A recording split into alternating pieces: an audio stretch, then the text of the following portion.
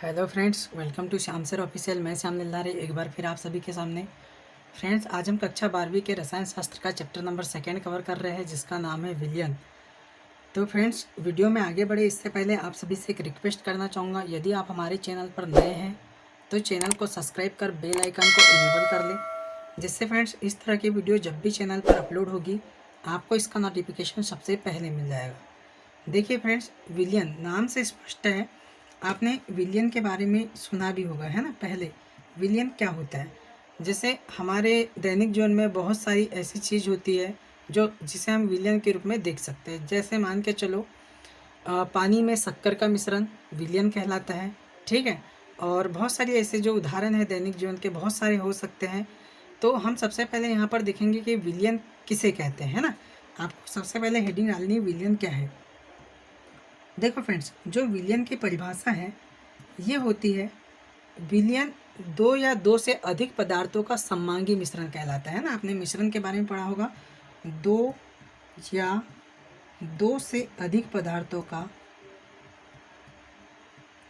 दो या दो से अधिक पदार्थों का लिखना है इस प्रकार आपको नोट्स में, पदार्थों का सममांगी मिश्रण,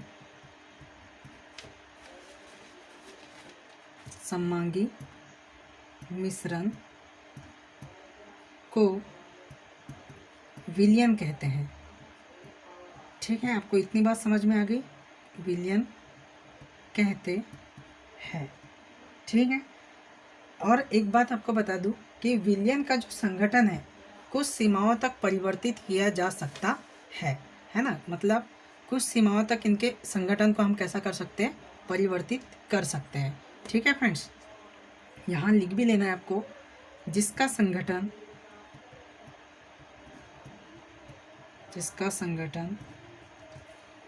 कुछ सीमाओं तक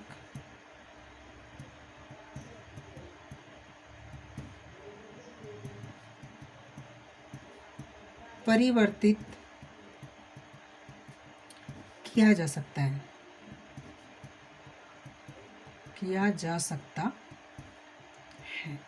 ठीक है। अब इसका उदाहरण भी लिखना है फ्रेंड्स आपको। उदाहरण कौन कौन से हो सकते हैं। उदाहरण ये हो सकता है, पहला कि जल में शक्कर का विलयन, है ना, बताया था आपको उदाहरण, जल में शक्कर का विलयन। जल में हम यदि शक्कर डालते हैं और दोनों की मात्रा कैसे होगी, सममांगी मिश्रण होगा दोनों का, ठीक है। दोनों एक दूसरे में पूर्णतः रूप से कैसे हो जाएंगे, घुल जाएंगे, तो इसे हम क्या कहते हैं, विलयन। अब फ्रेंड्स, मैं आपको एक उदाहरण बताता हूँ कि यदि आप जल में कंकड़ पत्थर डालें, कंकड़ या पत्थर डालें, तो क्या ये विलयन कहलाए, क्या नहीं, है ना, क्योंकि पत्थर पूर्ण रूप से जल में विलय नहीं हुआ, इसीलिए हम इसे विलयन नहीं कह सकते, ठीक है। आप जल में दूध का उदाहरण डाल सकते हैं, जल में आपने दूध डाला या दूध में आपने जल डाला, तो इसे हम विलयन कह सकते हैं, ठीक। इतनी बात आप सभी को समझ में आ गई होगी। अब फ्रेंड्स, आपको एक चीज़ बता दूं कि जो विलयन होता है इसके दो घटक होते हैं। कितने घटक होते हैं, दो, आपको याद रखना है। विलयन के दो घटक होते हैं, कितने, दो घटक होते हैं। अब कौन कौन से होते हैं ये भी आपको पता होनी चाहिए, ठीक है। तो पहला घटक होता है विलेय और दूसरा घटक होता है विलायक, ठीक है। सेकेंड घटक विलायक। तो अब हम यहाँ पर जानकारी लेंगे कि विलेय किसे कहते हैं, विलेय के बारे में, है ना। चलो देखिए, विलेय की परिभाषा हमको पता होनी चाहिए। विलेय, देखो सबसे पहले तो विलेय और विलायक में आपको एक ही लैंग्वेज में इनकी परिभाषा ये बता सकता हूँ कि जिसकी मात्रा कम होती है उसे हम विलेय कहते हैं। मात्रा कैसी होगी, कम होगी, तो इसे हम क्या कहेंगे, विलेय। और मात्रा कैसी होगी, अधिक होगी, तो इसे हम क्या कहते हैं, विलायक कहते हैं। यानी जिसकी मात्रा अधिक उसे हम विलायक और जिसकी मात्रा कम उसे हम विलेय। दूसरी और एक बात ये भी कह सकते हैं कि मान के चलो कि विलेय या विलायक किसे कहते हैं, तो विलायक का वह घटक जो अल्प मात्रा में उपस्थित होता है परिभाषा के रूप में, ठीक है, विलेय कहलाता है। और विलायक का वह घटक जो विलयन का वह घटक जो अधिक मात्रा में उपस्थित होता है उसे हम विलायक कहते हैं, ठीक है। बात आ गई इतनी समझ में।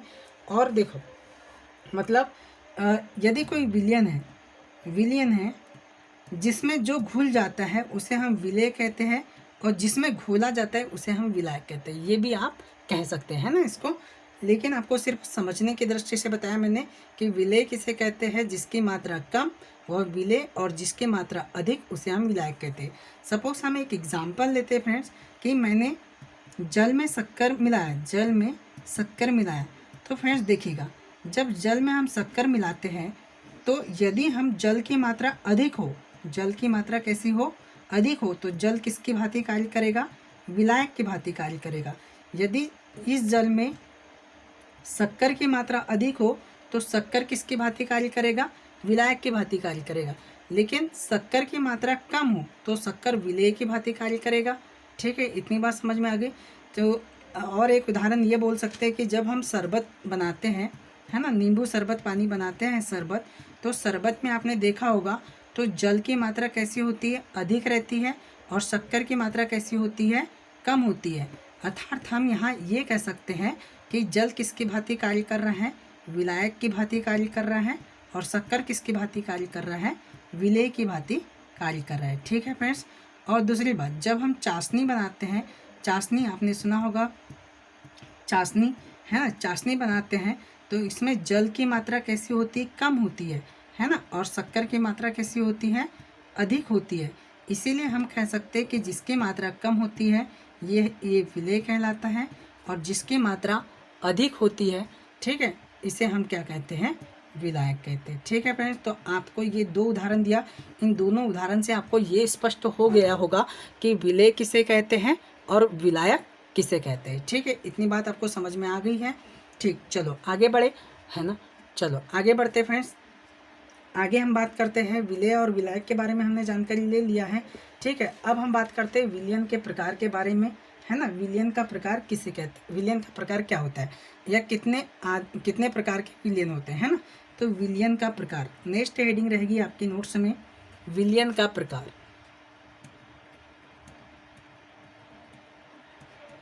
विलयन का प्रकार, जिसे हम इंग्लिश में टाइप्स ऑफ सॉल्यूशन कहते हैं,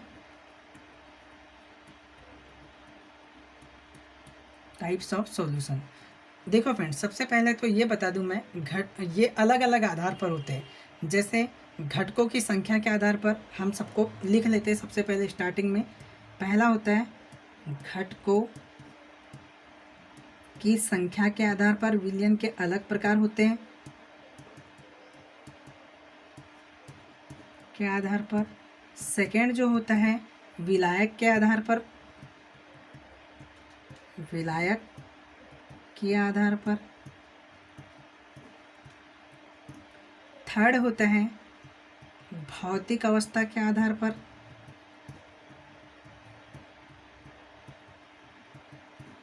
भौतिक अवस्था के आधार पर। फोर्थ होता है फ्रेंड्स अपना सांद्रता के आधार पर,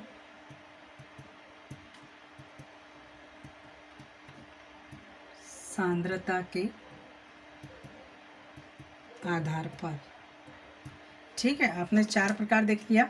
ठीक, किस किस के आधार पर, सबसे पहले हमने देखा घटकों की संख्या के आधार पर, सेकेंड हमने देखा विलायक के आधार पर, थर्ड देखा भौतिक अवस्था के आधार पर, और फोर्थ देखा सांद्रता के आधार पर। ठीक है फ्रेंड्स, ये चारों प्रकार आपको याद रखना है, विलयन का प्रकार। ठीक है, अब यहाँ पर हम बात करेंगे एक एक के बारे में। जैसे हम पहले बात करते हैं घटकों की संख्या के आधार पर। तो फ्रेंड्स, जो घटकों की संख्या के आधार पर है, घटक, जैसे घटक कितने होते हैं, 2 होते हैं, है ना। कौन कौन से घटक बताया हमने, एक विलयन, है ना, विलयन के कितने घटक, 2। कौन कौन से, पहला विलेय और दूसरा कौन सा, विलायक। तो ये कितने प्रकार हो गए, 2 प्रकार के। विलेय के विलेय और विलायक। विलेय जिसकी मात्रा कम उसे हम विलेय, जिसकी मात्रा अधिक उसे हम क्या कहते हैं, विलायक कहते हैं। तो ये हो गया फ्रेंड्स आपके घटकों की संख्या के आधार पर, है ना। और इसमें दूसरी बात करते हैं विलायक के आधार पर। तो जो विलायक के आधार पर होते हैं ये होते हैं फ्रेंड्स एक ही प्रकार का कहलाता है ना। इसमें जल विलायक होता है, जलीय विलयन कहलाते हैं, जबकि जल के अतिरिक्त जो अन्य विलायक होते हैं उसे हम अजलीय विलयन कहते हैं। ठीक है, ये कितने प्रकार हो गए, जलीय एक, और दूसरा कौन सा, अजली, अजलीय, ठीक है। बोले तो मतलब जिनमें जल विलायक होता है उसे हम जलीय विलयन कहते हैं, और इसमें जल विलायक ना होता नहीं होता है, जल के अतिरिक्त कौन कौन से हो गए, बेंजीन होता है एक, है ना, कार्बनिक विलायक जैसे कार्बन टेट्राक्लोराइड होता है, ईथर होता है, एल्कोहल होता है, ठीक है। तो इसे हम क्या कहते हैं, अजलीय विलायक कहते हैं। समझ में आ गई आपको बात। घटकों की संख्या के आधार पर दो प्रकार के, विलायक के आधार पर जलीय अजलीय दो प्रकार से। जलीय बोले तो जिसमें विलायक कौन हो, जल हो, और जिसमें विलायक जल न हो, बेंजीन, ईथर, एल्कोहल, ईटीसी हो, तो इसे हम क्या कहते हैं, अजलीय, ठीक है। अब थर्ड बात करते हैं भौतिक अवस्था के आधार पर, ठीक है फ्रेंड्स, थर्ड की बात करते हैं। चलो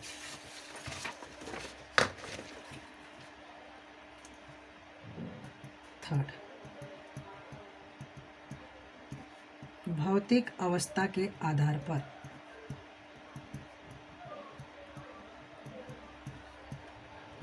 देखिए फ्रेंड्स, जो भौतिक अवस्था के आधार पर है वो विलयन को विस्तृत रूप से 3 भागों में बांटा गया है, ठीक है। लेकिन इसके उपखंड और उदाहरण को सारणीबद्ध किस तरीके से किया गया है ये भी मैं बता देता हूँ, है ना। देखिए, हम यहाँ बात करते हैं भौतिक अवस्था के आधार पर विलयन के 9 प्रकार होते हैं। कितने प्रकार होते हैं, 9 प्रकार के विलयन होते हैं, ठीक है, 9 प्रकार। आपको एक कॉलम बनाना है, ये कॉलम बहुत इंपॉर्टेंट है, ठीक है, और ये एग्ज़ाम में कई बार पूछा भी जाता है, ठीक। क्रमांक का कॉलम रहेगा, यहाँ पर सेकंड आपका विलेय रहेगा, फिर विलायक रहेगा, ठीक है, और इसके फिर उदाहरण रहेंगे, ठीक है। चलो देखो, बात करते हैं क्रमांक में। हम पहले कितने प्रकार बता दिया मैंने आपको, 9 प्रकार। तो 9 प्रकार आपको स्टार्टिंग से लिखना है, ठीक है। देखिएगा, विलेय, विलेय क्या होता है, मान के चलो सबसे पहले अवस्था कितनी होती है, 3। कौन कौन सी, ठोस, द्रव और गैस, ठीक है। तो देखो, ठोस, द्रव और गैस, सबसे पहले हम बात करते हैं गैस के बारे में, है ना। गैस, यदि मान के चलो कि जो विलेय गैस हो और विलायक भी कैसी हो, गैस हो, दोनों गैस हो, विलेय भी गैस हो और विलायक भी गैस हो, तो इसे हम क्या कहते हैं, गैस गैस, ठीक है, गैस गैस अवस्था, ठीक है। इसका उदाहरण क्या हो जाता है, गैसों का मिश्रण, गैसों का मिश्रण, ये इसका उदाहरण हो जाएगा। और क्या हो सकता है उदाहरण, वायु। देखिए, वायु में भी विलेय पदार्थ क्या होती है, गैस होती है, और विलायक पदार्थ भी कैसी होती है, गैस होती है। तो इसे हम क्या कह सकते हैं, गैस गैस, ठीक है, गैस गैस क्या अवस्था, ठीक है। सेकेंड होती है सेकेंड बात करते हैं, विलायक में आ जाएगा आपका द्रव, और विलेय में आ जाएगा आपका, ठीक है, द्रव और विलेय में आ जाएगा आपका गैस, ठीक है। तो देखो, जब विलेय अपना कैसा हो, द्रव हो, विलेय द्रव हो, और विलायक कैसा हो, गैस हो, तो ऐसा उदाहरण हो सकता है वायु में जलवाष्प, है ना, वायु में जलवाष्प, ये इसका उदाहरण हो सकता है, जलवाष्प। देखो, वायु में जलवाष्प की बात करते हैं, विलेय क्या है अपने पास, द्रव, जिसकी मात्रा कम, है ना, क्या है, ये द्रव है, और गैस क्या है, जिसकी मात्रा अधिक। तो वायु में यदि जलवाष्प हो तो हम इसे क्या कहते हैं, द्रव गैस अवस्था कहते हैं, ठीक है। थर्ड बात करते हैं फ्रेंड्स, ठोस गैस। ठोस, विलेय पदार्थ कैसा हो, ठोस हो, और विलायक पदार्थ कैसा हो, गैस हो, तो इसे हम क्या कहते हैं, देखिए, है ना, इसे क्या कहेंगे, ठोस, गैस, है ना, सांद्रता जो भी है आपका। जैसे उदाहरण इसका मैं बता सकता हूँ, कपूर। देखिए, इसमें विलेय पदार्थ क्या है, ठोस है, और विलायक पदार्थ कैसा है, गैस है, जिसको हम क्या कहते हैं, उदाहरण में कपूर आ गया। नेप्थेलिन भी हो जाएगा इसमें, है ना, नेप्थेलिन, नेप्थेलिन, ठीक। धुआं भी आ सकता है इसके अंतर्गत, धुआं, ये सब इसी का उदाहरण है, ठीक है। चलो अब आगे बात करते हैं फ्रेंड्स। यदि अब हमने देखा ठोस भी हो गया, द्रव भी हो गया, और गैस भी हो गया, और विलायक तीनों कौन कौन से थे, गैस, है ना।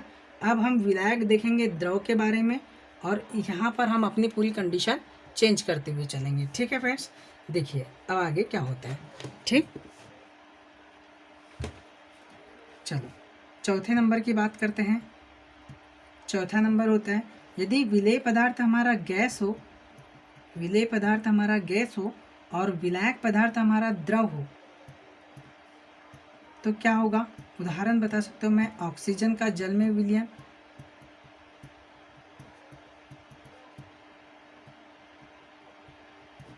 देखो क्या है अपना फोर्थ नंबर में गैस, विलेय क्या है अपने पास, गैस है, और विलायक क्या है, द्रव है। मतलब जिसकी मात्रा कम ये कैसा है, गैस है, और जिसकी मात्रा अधिक कैसा है, द्रव है।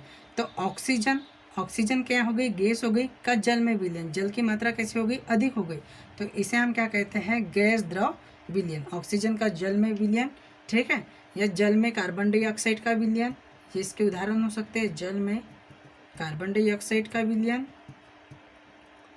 ठीक है फ्रेंड्स, जिसको हम क्या कहते हैं, और सोडा वाटर भी कहते हैं। सोडा वाटर नाम सुना होगा आपने, सोडा वाटर, ठीक है, जल में हम कार्बन डाइऑक्साइड का विलयन मिलाते हैं जिसे हम सोडा वाटर कहते हैं, ठीक है। अब फिफ्थ नंबर की बात करते हैं, द्रव, द्रव मतलब विलेय पदार्थ भी द्रव होगा और विलायक पदार्थ भी क्या होगा, द्रव होगा, ठीक है। तो हम इसका उदाहरण, बहुत इजी उदाहरण है ये तो, जल में एल्कोहल, आपने देखा होगा कि एल्कोहल भी कैसा होता है, द्रव कंडीशन में, और जल भी कैसी होती है, लिक्विड कंडीशन में, तो इसको हम द्रव द्रव सॉल्यूशन कह सकते हैं, द्रव द्रव विलयन, ठीक। नेक्स्ट 6 नंबर की बात करते हैं, ठोस द्रव, विलेय पदार्थ अपने पास क्या होगा, ठोस, और विलायक पदार्थ क्या होगा, द्रव। तो इसका उदाहरण हम देख सकते हैं, शक्कर या नमक का जल में विलयन,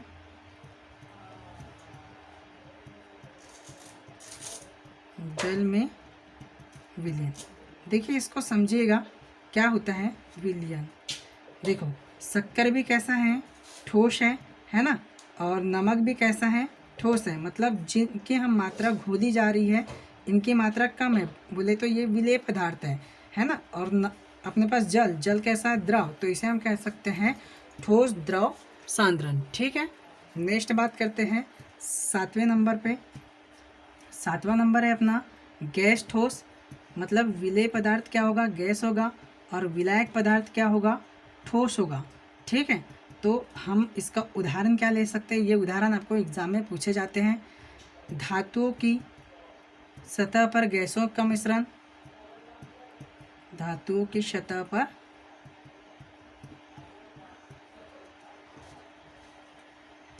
गैसों का मिश्रण। देखो फ्रेंड्स, जो विलेय है ये क्या है, गैस है, और विलायक क्या है, ठोस है। तो हम बात करते हैं जब विलेय कैसा हो, गैस हो, और विलायक कैसा हो, ठोस हो, तो इसे हम धातु की सतह पर गैसों का मिश्रण के उदाहरण के रूप में देख सकते हैं, ठीक है। अब बात करते हैं नेक्स्ट 8वें नंबर की। 8वां नंबर होता है द्रव ठोस सांद्रण, मतलब विलेय पदार्थ क्या होगा, द्रव होगा, और विलायक पदार्थ क्या होगा, ठोस होगा। तो इसका क्या उदाहरण हो सकता है, इसका उदाहरण हो सकता है चांदी का अमलगम, अमलगम यानी इसे हम कहते हैं पारे का चांदी पर परत चढ़ाना, ठीक है, जिसका विलयन कहते हैं, इसे हम चांदी का अमलगम कहते हैं। दूसरी बात कि जो हाइड्रेट होते हैं, जो लवण में उपस्थित होते हैं, इसे भी, इसका भी उदाहरण आ सकता है, और ढेर सारे उदाहरण हो सकते हैं, ठीक है। अब हम बात करते हैं लास्ट 9वीं के बारे में, जिसको हम कहते हैं ठोस ठोस सांद्रण, ठीक है, ठोस ठोस विलयन। ठोस में ठोस, अब जैसे मान के चलो फ्रेंड्स, कॉपर भी ठोस धातु है और जिंक भी कैसी है, ठोस धातु। जब दोनों को मिलाएंगे तो किसका निर्माण होता है, पीतल का निर्माण होता है, तो इसे हम कह सकते हैं ठोस ठोस विलयन, ठीक है। जैसे हम कॉपर मिला सकते हैं और कॉपर के साथ में जिंक की जगह हम लोग एसएन टीन मिलाते हैं, तो ये बन जाता है आपका कांसा, ठीक है। और इसी प्रकार और क्या आ सकता है, यहाँ पर स्टील आ सकता है इसका उदाहरण, ठीक है। ये भी ठोस का ठोस में विलयन कहलाएगा, ठीक है। चलो, तो हमने यहाँ पर देख लिया भौतिक अवस्था के आधार पर। अब हम अपना 4th नंबर की बात करते हैं। 4th नंबर है अपने पास सांद्रता के आधार पर, ठीक है फ्रेंड्स। सांद्रता के आधार पर बहुत बार एग्जाम में क्वेश्चन पूछे जाते हैं, ये बहुत इंपॉर्टेंट है, तो आपको इसको अच्छे तरीके से याद करना है, ठीक है। किसके आधार पर, सांद्रता के आधार पर। चौथा पॉइंट डालना है आपको, सांद्रता के आधार पर। चलिए फ्रेंड्स, सांद्रता के आधार पर बात करते हैं। सांद्रता के आधार पर जो विलयन होते हैं ये होते हैं फ्रेंड्स 5 प्रकार के। कौन कौन सा, पहला लिख लेते हैं हम लोग। पहला होता है आपका पहला जो होता है सांद्र विलयन होता है, सांद्र विलयन। दूसरा जो होता है संतृप्त विलयन होता है।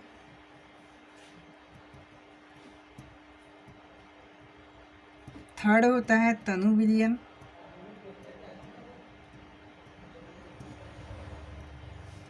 फोर्थ नंबर का जो अपना होता है इसे हम कहते हैं असंतृप्त विलयन, असंतृप्त विलयन। और जो पांचवा होता है इसे हम कहते हैं अति संतृप्त विलयन, अति संतृप्त विलयन। ठीक है, अब इनकी हमको परिभाषा भी पता होनी चाहिए कि कौन कौन से विलयन किस प्रकार से होते हैं। सबसे पहली बात करते हैं सांद्र विलयन के बारे में, है ना। सांद्र विलयन किसे कहते हैं फ्रेंड्स? ये विलयन जिनमें विलेय की मात्रा अत्यधिक होती है। किसकी मात्रा अत्यधिक होती है? विलेय की मात्रा सर्वाधिक होगी, है ना। आपने देखा होगा विलयन के 2 घटक होते हैं। कौन कौन से? विलयन के 2 घटक होते हैं। कौन कौन से? अभी बताया था मैंने आपको, विलेय प्लस विलायक, है ना। तो देखो, अब विलयन सांद्र कब बनेगा? सांद्र का मतलब गाढ़ा कब बनेगा विलयन गाढ़ा तब बनेगा जब हम विलेय की मात्रा, मतलब जिसकी मात्रा कम हो उसकी मात्रा को अधिक करेंगे, तब कैसा बनेगा? विलेय पदार्थ अधिक हो तब हमारे पास सांद्र विलयन प्राप्त होगा। ठीक है, लेकिन बात करते हैं तनु विलयन में। तो तनु विलयन में किसकी मात्रा कम होना चाहिए? विलेय की मात्रा कम होनी चाहिए प्लस विलायक की मात्रा कैसी होनी चाहिए? अधिक होनी चाहिए। इतनी बात आपको समझ में आ गई। तो इसे हम क्या कहेंगे? तनु विलयन। सांद्र और तनु में डिफरेंस आपको पता चल गया होगा कि सांद्र किसे कहेंगे और तनु किसे कहेंगे। सांद्र बोले तो जिसमें विलेय की मात्रा सर्वाधिक हो, और तनु विलयन जिसमें विलेय की मात्रा कैसी हो? कम हो। बात करते हैं संतृप्त विलयन के बारे में। तो संतृप्त विलयन वह विलयन कहलाता है जिसमें किसी निश्चित ताप पर विलेय की और अधिक मात्रा नहीं घोली जा सकती।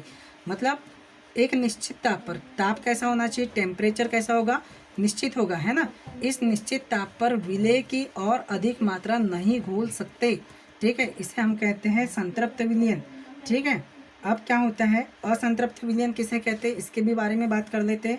वह विलयन जिसमें विलेय की और अधिक मात्रा घोली जा सकती है। एक निश्चित ताप पर जो टेम्परेचर रहेगा ये स्थिर रहेगा, और अधिक विलेय की मात्रा कैसी कर सकते हैं हम लोग? घोल सकते हैं। तो इसे हम क्या कहेंगे? असंतृप्त विलयन कहेंगे। ठीक है, अब बात करते हैं अति संतृप्त विलयन के बारे में। तो अति संतृप्त विलयन क्या होता है? जिसमें पदार्थ की मात्रा संतृप्त विलयन की अपेक्षा अधिक होती है। पदार्थ की मात्रा, किसकी मात्रा? पदार्थ की मात्रा किसकी अपेक्षा अधिक होगी? संतृप्त विलयन की अपेक्षा कैसी होती है? अधिक होती है। तो इसे हम क्या कहते हैं? अति संतृप्त विलयन कहते हैं। तो फ्रेंड्स, आज हमने देखा, हम रिवीजन कर लेते हैं एक बार कि हमने क्या क्या देखा, है ना। चलो स्टार्ट करते हैं। सबसे पहले हमने विलयन की परिभाषा पढ़ा कि विलयन किसे कहते हैं। फिर विलयन के 2 घटक के बारे में बताया मैंने आपको कि विलयन के 2 घटक कौन कौन से होते हैं, एक विलेय, विलायक। मैंने यहाँ पर आपको एग्जाम्पल के तहत भी समझाया कि किस प्रकार से हम इसको डिफाइन कर सकते हैं। यदि मैंने बताया कि शरबत का निर्माण करते हैं तो शरबत में जो जल होता है ये विलायक की भांति कार्य करेगा, और जो शक्कर होता है ये विलेय की भांति कार्य करेगा। ऐसा क्यों होता है? जिसकी मात्रा कम होती है उसे हम विलेय कहते हैं, जिसकी मात्रा अधिक होती है इसे हम विलायक कहते हैं। और दी सेम फ्रेंड, चाशनी में भी हम जल और शक्कर का यूज़ करते हैं, लेकिन इसमें जल की मात्रा कैसी होती है? कम होती है, और शक्कर की मात्रा कैसी होती है? अधिक होती है। तो यहाँ शक्कर विलायक की भांति कार्य करेगा और जो जल होगा वो विलेय की भांति कार्य करेगा, है ना। हमने विलयन का प्रकार पढ़ा। विलयन का प्रकार मतलब 4 प्रकार से, है ना। कौन कौन से 4 प्रकार के आधार पर हमने बताया कि घटकों की संख्या के आधार पर। ठीक है, सेकेंड हमने बताया कि विलायक के आधार पर। ठीक है, थर्ड हमने बताया भौतिक अवस्था के आधार पर, और फोर्थ का सांद्रता के आधार पर। ठीक है फ्रेंड्स, तो देखो हमने यहाँ पर घटकों के आधार पर आपको बताया कि घटकों के आधार पर 2 घटक होते हैं, एक विलायक होता है, एक विलेय होता है, दूसरा विलायक होता है। ठीक है, मतलब जिसकी मात्रा कम वो विलेय कहलाता है, जिसकी मात्रा अधिक वो विलायक कहलाता है।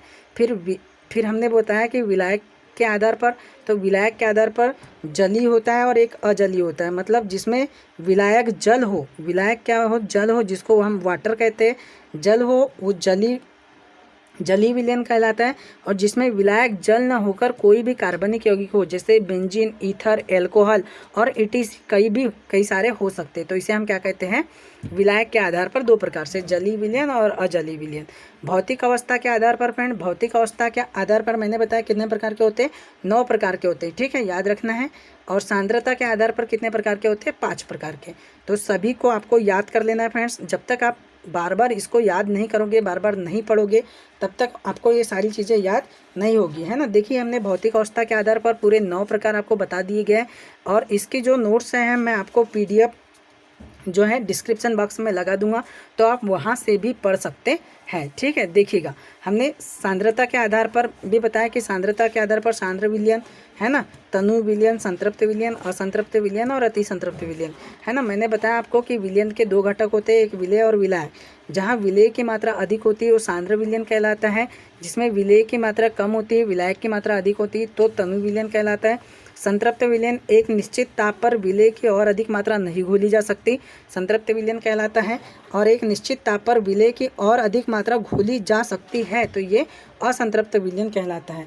और अति संतृप्त के बारे में बात की रहे कि जिसमें विलेय पदार्थ की मात्रा संतृप्त विलयन की अपेक्षा कैसी होती है, विलेय पदार्थ की मात्रा संतृप्त की अपेक्षा कैसी होती है, अधिक होती है, तो इसे हम अति संतृप्त विलयन कहते हैं, ठीक है फ्रेंड्स। तो हमने 2 मिनट में इसका रिवीजन भी कर लिया, और आपको फ्रेंड्स ये पूरी तरीके से याद करना है।